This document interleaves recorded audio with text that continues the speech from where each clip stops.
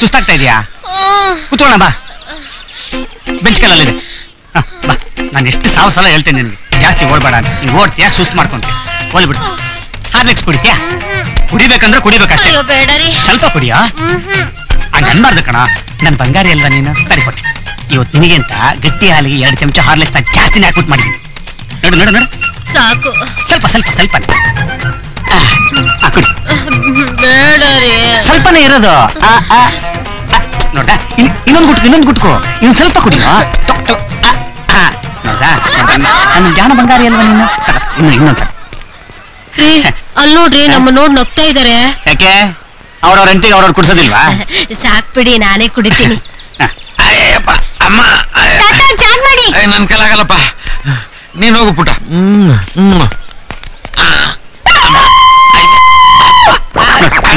ಚಿಕ್ಕ ಮಕ್ಕಳ ಎಲ್ಲ ಕಡೆ ಸೋರ್ಸ್ಕೊಂಡಿದ್ದೀನಿ. ನಾನ್ ಕುಡಿಸ್ತೀನಿ ಅಂದ್ರೂ ಬಿಡಲ್ಲ.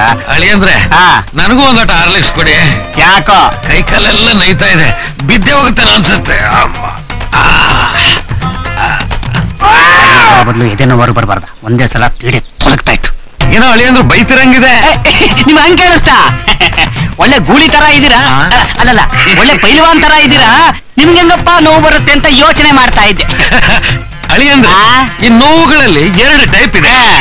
ಅದೇನಪ್ಪಾ ಅಂತಂದ್ರೆ, ಕೆಲವು ನೋವುಗಳು ಹೊರಗಡೆಯಿಂದ ನಮ್ಮ ದೇಹದ ಒಳಗೆ ಸೇರ್ಕೊಂಡು ನಮ್ಮ ಅಂಗಾಂಗಗಳಿಗೆ ತುಂಬಾ ತೊಂದರೆ ಕೊಡ್ತವೆ. ಇವು ಇಂಪಾರ್ಟೆಂಟ್ ನೋವು. ಅಂದ್ರೆ ತಮ್ಗೀಗ ಬಂದಿರೋದು ಇಂಪಾರ್ಟೆಂಟ್ ನೋವು ಅನ್ನಿ.